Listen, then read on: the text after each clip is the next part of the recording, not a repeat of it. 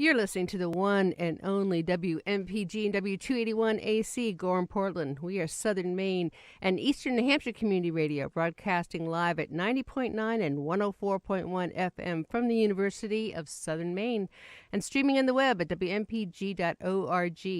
And if you have one of those personal listening devices, you can take us along by getting a free app, and we travel well. Next up is Nonprofit Insider, but first, WMPG's on the air thanks to donations from our listeners and through grant support from the Corporation for Public Broadcasting. The CPB promotes the growth and development of public media in communities online throughout America at cpb.org. And what about the weather? Well, good afternoon, loyal listeners. This is Mike with your weather. Current temperature is 25 degrees. We're looking at a sunset appearing at 4:22 p.m. with clouds clearing. Today and tonight, we're looking at a high of 28 degrees, a low of 12 degrees. And looking ahead into the weekend, we have Saturday will be clear with a high of 21 degrees, a low of a chilly 10 degrees. And as we move into Sunday, we'll see partly sunny skies with a high of 28 and again a low of 23 degrees.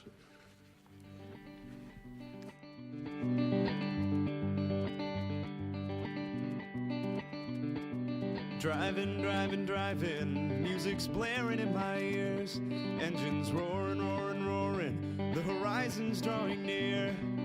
Pedal to the floor, no more feet in the door, gonna drive right out of this bitter night. I'm a constant seeker in Converse sneakers, always chasing. Welcome to Nonprofit Insider. My name is David Unger, and I'm pleased to be hosting a show with executive directors and key people of local nonprofits. I have worked in the nonprofit world myself for over 30 years. In those years, I've realized that the majority of the community does not know about the organizations that provide critical services and benefits to our community that we sometimes take for granted. Nonprofit Insider is a chance to hear about the organizations that touch so many in our community. The opinions expressed in Nonprofit Insider are not necessarily those of WMPG, its staff and underwriters, or of USM. Today, as our guest, we have Michael Cates, and Michael is the Executive Director of Camp Sunshine. Welcome. Well, thank you, David, and thanks for having me today. Oh, it's our pleasure. Did you bring a little sunshine with you? We did. It looks like it's clearing up right now. Okay, well, that's good. So wherever you go, the sun follows you, right? Exactly. Good. Well, why don't you tell everybody a little bit about what Camp Sunshine is? Because in our pre-talk today, I found out stuff about it that I didn't know about. So what is it? Who do you serve? Is it just Maine? Well, I'd be happy to tell you, David. It's actually, we just celebrated our 30th anniversary with Camp Sunshine, 30 years of service. We are a camp that sets up retreats for families that have a child with a life-threatening illness. And what makes us a little bit more unique than any other camp is it's actually the whole family that attends. We are illness-specific to the various sessions, covering illnesses such as oncology, lupus, brain tumors, Fanconi anemia, etc. Our goal is to get the families into camp at no cost to the families, give them a chance to just regroup, re-energize, and just be able to experience themselves as families. When you have a life-threatening illness that you deal with on a continuing basis, day in and day out, it really can be very taxing on the family. And so the philosophy of the camp is that if you have an ill child, it really affects everybody. So the camp is set up for the whole family. Well, and it's a beautiful camp, and it's located in an absolutely magnificent place. Why don't you tell us a little bit where it's at? And we are in Casco, Maine, located right on Sebago Lake. We've got approximately 40 acres, beautiful forest, beautiful fields, and again, right on 55 square miles of Lake Sebago. So during a camp session, what does the family do during the day? Our goal for the most part is to have the family come and just be able to be a family and be at camp. The children get involved in their programs. We have the programs set up by age groups. So we have our nursery, which is for the children that are 2 and under. We have our 3 to 5-year-olds in our tot lot. We have our 6 to 8 program, 9 to 12 program, teenage program, and we actually even have the adult program.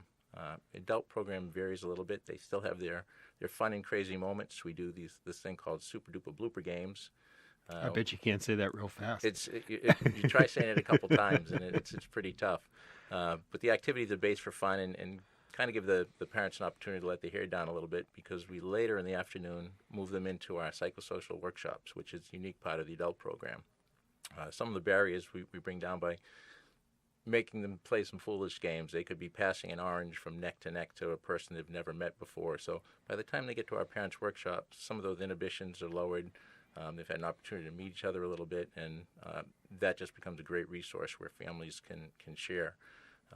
Some families may have been newly diagnosed. Other families may have been dealing with the illness for a number of years, and it gives them the opportunity to speak to other moms and dads that have gone through or are going through the same thing.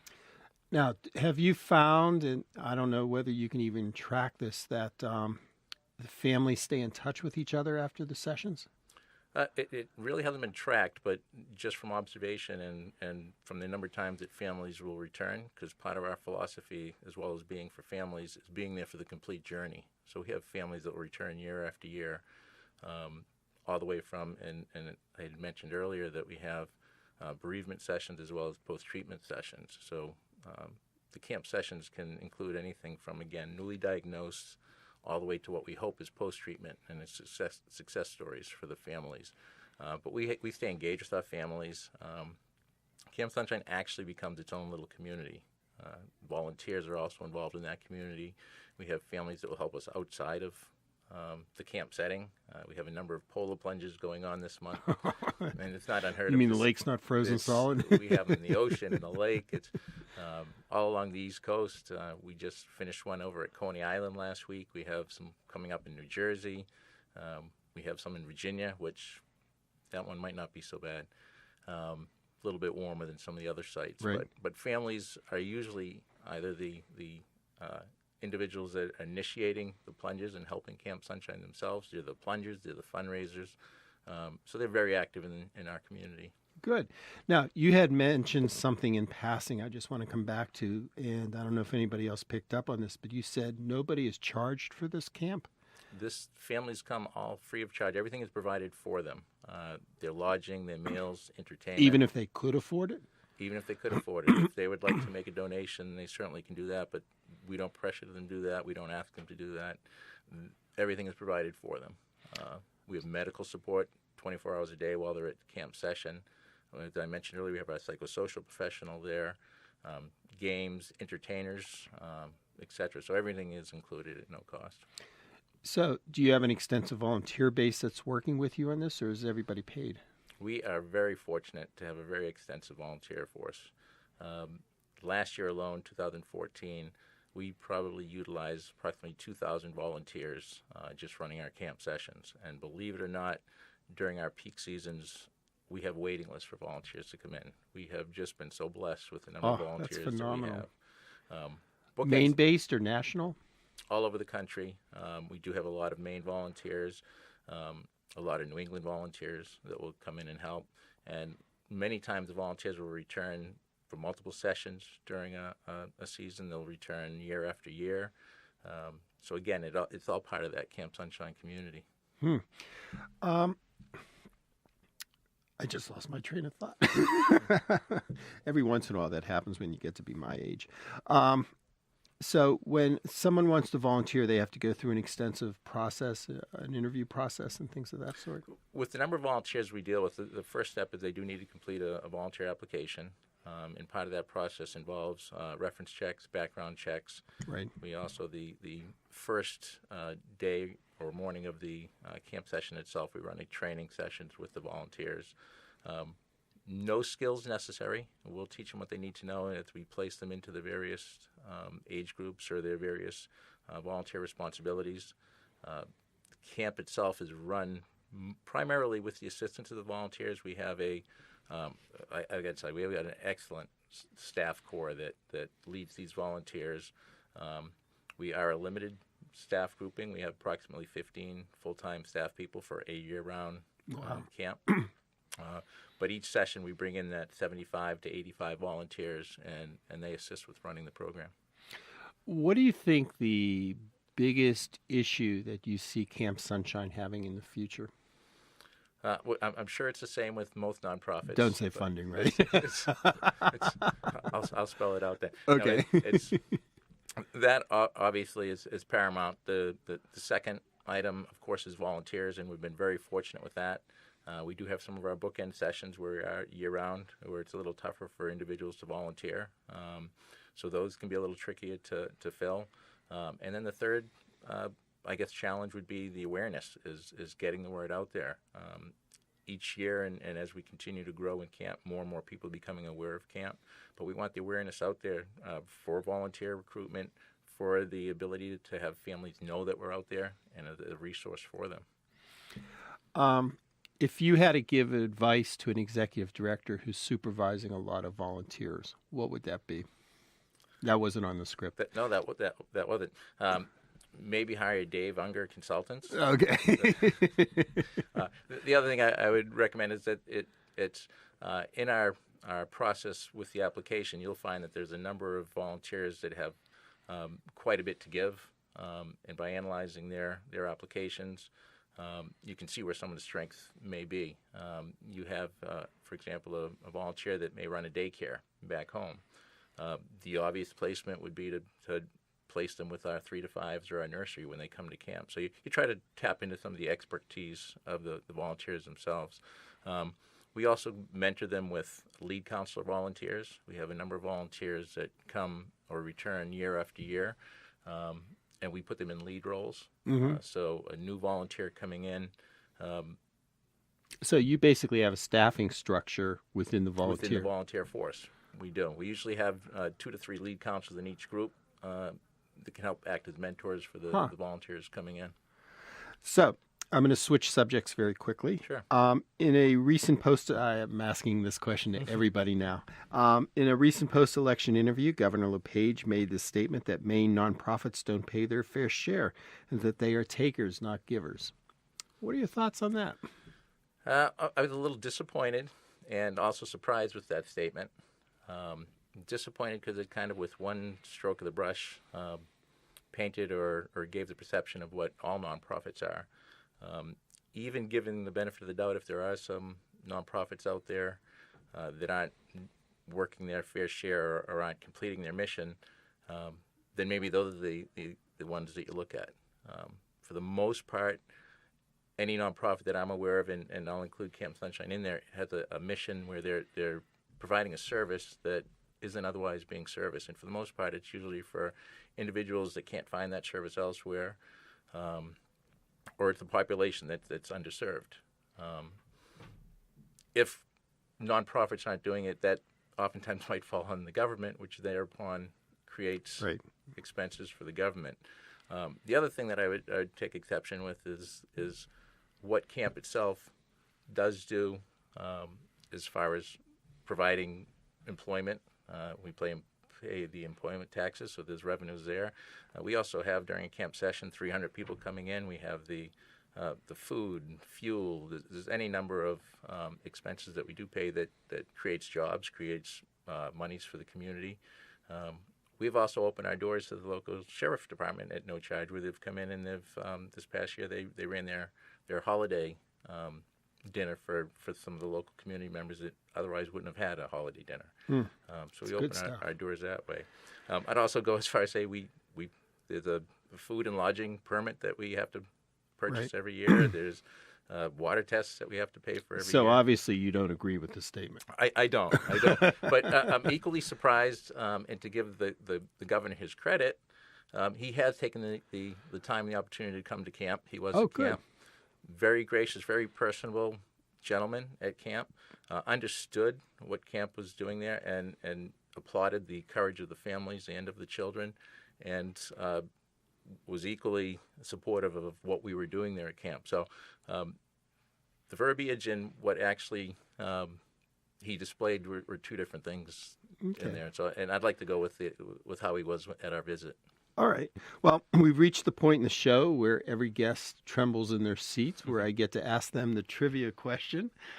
Sometimes it has absolutely nothing to do with anything, and it's really some useless information. Every once in a while, it's a nice little tidbit.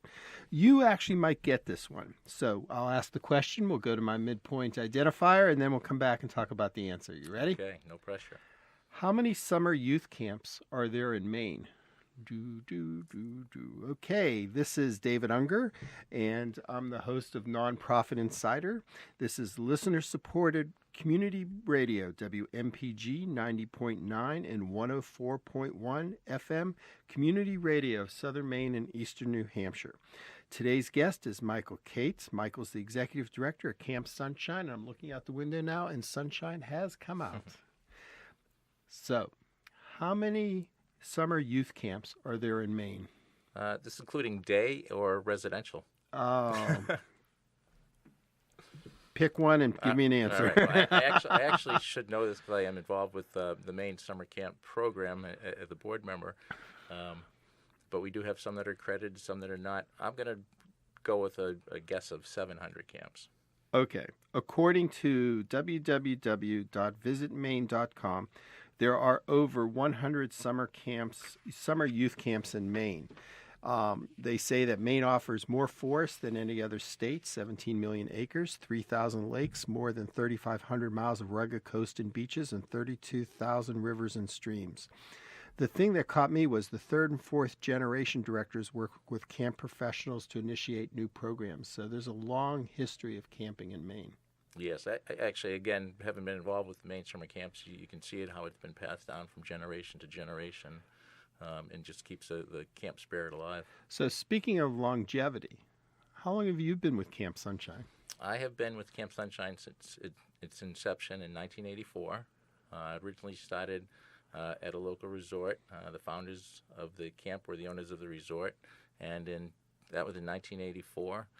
And in 2001, we moved to our own self-sustaining facility. And it's absolutely beautiful. Oh, thank you. It is. So you've gone through the ranks in different positions. I have. So you've seen the families and the kids that are at risk fairly up close and personal, right? Yeah, and again, that's assuming the role of executive director. One of my fears or challenges was that I may be separated or isolated a little bit more from the direct contact with the families and the volunteers, and that hasn't been the case. That's what my passion is for the camp, is being able to associate with the families and the volunteers. But I've had a close working relationship with the families. When we talk about kids with terminal illnesses, life-threatening diseases and things, sometimes it's hard to put in perspective what that really means. It's a huge challenge for the families, which is part of what the benefit of the camp is. What many people don't realize is that when you have an ill child, it really does affect the whole family. You have a sibling that maybe doesn't get the attention that they should have. You have families going through financial hardships, medical bills, etc. They may simply not even have the opportunity to go out for a night to go to a movie. You don't want to leave your children with a babysitter. They're ill. One of the big things we do, or one of the popular things we do at camp, is we have our parents' night. Internally, we kind of call it our date night. We take the children and we watch the children until late at night. The camp format itself is we typically run activities during the day where the volunteers are watching the children. And then at night, we do all family or group-based activities, and the children are released back to their parents. On this particular night, the volunteers come back, and they're there till 10 o'clock at night with the children. Mom and Dad have an opportunity to just kind of revisit their relationship, have an opportunity to have some fun. We set up the dining hall into a gourmet dinner setting for the parents.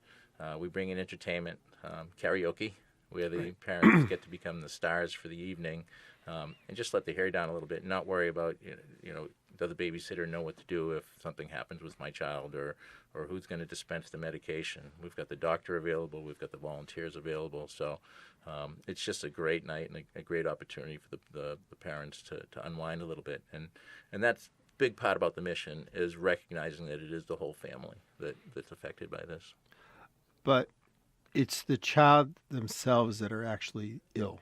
It is. It's and you have the well siblings there, and right. And part of the goal, unless you maybe have a child that's lost some hair because of chemo treatment, part of our goal is to not differentiate between who the ill child is and who the well child is. This is a week at camp where everybody's treated the same. I guess I'm trying to drill into a question here, and because I'm not sure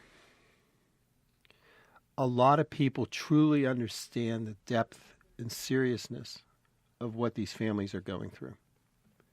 It's grave. It's some of these families that come to camp, we may not see them next year. Their child may not make it. And again, that's part of the reason why we have bereavement sessions as well, is to then take it to the next step and help the parents with those situations that come up. But no, there's a lot on these parents' plates when you have an ill child. Just getting through a day is a daily struggle. And hopefully in some way, Camp Sunshine can lighten that load, even if it's just for a week at a time. Right. How does your staff deal with this? Or what kind of training programs do you have with your staff? Because this is real heavy stuff. It is, and that's actually a question I get a lot of times from my wife. How do you do this day in and day out? I tell her that we're providing the happy memories. It's the good times, and certainly everything isn't always Sundays and rainbows every single day. But for the most part, we're creating that atmosphere, that time, that experience, where it is an upbeat and rejuvenating experience. The tough part does come when you hear that a child of a family hasn't made it. But while they're at camp, we're providing as much of that positive experience as we can, and it's a party. It's fun. It's right. You give them that 1 week or 6 days of trying to forget about all this and just right. sit back and. When attending, we have we've got a medical director, our family coordinator, director of operations to go through each application that come in, and as we're going through, the goal is to make sure that the child is well enough to go to camp. Right. So we certainly don't want to have a child come to camp and have camp cause more issues. So as the children are selected and their families are selected to come to camp, they're in a position where camp will be good for them. If you had to pick one program that really was a feather in Camp Sunshine's hat, what would that be? I'm going to say our family program, which Okay. is pretty much a cop-out because that's what all... I didn't want to say it was a cop-out, but... that's what all our programs are. Each of the camp sessions is illness-specific, and they each come with their... So when you talk about, I'm sorry to interrupt, but when you talk about illness-specific, so all the children who have one certain type of illness come during one session, so they're all sharing the same type of experience? Correct, or Okay. very similar, so that the medical support that's on hand Okay. will be able to deal with that type of illness. So we have oncology sessions, brain tumor sessions. So I guess the favorite session is the one that's at hand at that point in time. It's almost as a parent that has multiple children, and you say, "Who's your favorite child?" And it's the child that's with me right now, or the one that's right in front of me. That was a good cop-out. I will throw out there, though, that we do have a session that is atypical to all our other sessions. That would be our Fanconi anemia session. It is an illness that deals with bone marrow failure. The blood cells aren't produced correctly, and it can cause birth defects. It can lead to leukemia. That is probably one of our more intense sessions. It is the Fanconi Anemia Foundation hosts or holds their national symposium during that week. So unlike our other camp sessions where we have the camp session activities where mom and dad is just like they're at camp as well, Fanconi anemia, the moms and dads are literally involved with workshop speakers, doctors from 8 in the morning till 5 or 6 at night. Their whole day is spent just learning about this illness and learning about what they can do. And they have doctors that come from all over the country. So that's probably our more intense technical session. Okay. So why would anybody want to contribute to you? It would give them an opportunity to make a difference in families' lives that are facing the struggles and challenges every day of dealing with a life-threatening illness. It is also a unique, one-of-a-kind program. So there's no other model like this in the country? Not that we're aware of on this level. There are some camps that may have family or parents' weekend. Right. But for the most part, with the model of completely the family, every session, all the involvements, the various illnesses, there is no other model. Huh. And it's right here in our backyard, which is just amazing in itself. It is. And if someone wanted to contact you or learn more about Camp Sunshine? They can go to our website, www.campsunshine.org. They can call our office at 207-655-3800, or they can pop in and we'll give them a grand tour. So someone can just, if they're driving by, can just stop in. So we're there from 9 to 5. I'd recommend they call just to make sure that Right, especially in the winter. that we're there, and that we're not in the middle of a camp session. Typically, in the middle of a camp session, we don't run a lot of tours. Our attention goes to the families. Right, right. Do you have any questions for me? Actually, I do. Number one, how did you hear about Camp Sunshine? Like I said, I've been in the nonprofit world for a lot of years, and my involvement in the nonprofit world in Maine since '96, Camp Sunshine has always been right up there on the radar screen. So your reputation follows you, and you should feel good about that. That's great to hear. Now, I have a trivia question for you also. Oh no, it's not about Missoula, Montana, is it? No, you get this right, and I will send you out a Camp Sunshine T-shirt too. Now, we had just had, last year in 2014, one of our corporate partners held a flip-flop day, and through that flip-flop day, they raised over $640,000 for Camp Sunshine. And this is a national firm. What was this company? The Or who was this flip-flop company? They had a flip-flop day. They had a flip-flop day. I should know this. Like, you should know how many camps there are in Maine. I should have known that, actually. I have no idea. It is Tropical Smoothie Cafe. Really? Yes. Flip-flop day. It's amazing when a corporation or a group of people get behind something, the creativity that can come out. We've been very fortunate with that, and we've had some of our partners from LLB and helping with our pumpkin festival. Whoa. Oh, I'm sorry. No. I was hoping we'd have a lead into the pumpkin festival. Okay. What is the pumpkin festival? The pumpkin festival is one of our fundraising events. Is it fundraising or fundraising? Both. Okay. Both. It's to raise funds for camp. While you're having fun. While we're having fun. And it's set up at the campus of LL Bean, and we do it in October. Individuals come out and they'll carve jack-o'-lanterns. I think last year we did about 5,000 of them. They get lit in the evening, which is an amazing sight, seeing all these carved jack-o'-lanterns. But throughout the day we have bands there. We have face painting for the kids. It's kind of got that carnival atmosphere, but at the same time it's raising valuable funds for Camp Sunshine. That's great. I mean, when you have a community that backs you up in supportive of this, it just makes it that much easier. It does, and it helps form that community. Right. Not only within the Camp Sunshine families itself, but it branches out more. And I could keep listing the support we've had from a lot of the local agencies, communities, Portland Pirates, et cetera. That's what makes it all good and what it's all about. Do you notice, Deb, that he didn't offer the T-shirt even though I got the answer wrong? We're gonna send one out to you, and Deb, you're gonna get one too. Thank you. Well, Michael, thanks for being on the show. It was a great show. This half an hour flew by. Dave, thank you for having me. And our pleasure. Any last comments? Again, anyone that would like to support Camp Sunshine, we'd love to have you support, both either gifts in kind, financially, or come on out and volunteer. That sounds like a plan. Next week, we have Eric Mayer. Eric is president and CEO of Spurwing Services. Music appears courtesy of Mike Hubbard. You can find Mike's music on www.michaelhubbardmusic.com. Check out Mike's website to see where he's playing this weekend. Thanks to Deb Danger, NPI's executive engineer. You can catch Deb on Morning Street Fridays at 6:30. If you know of a nonprofit that should be on the show, please email me at npi@davidunger.net. And past shows are archived at www.tcmgr.com. NP Insider tab. Whew.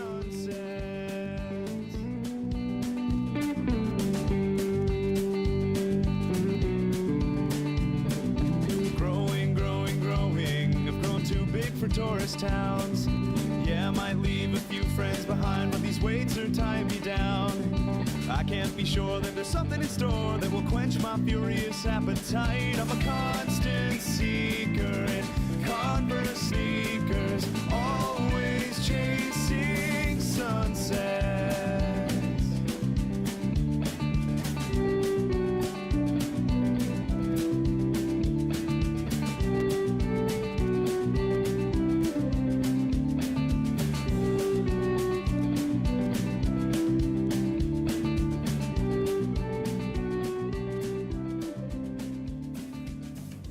When the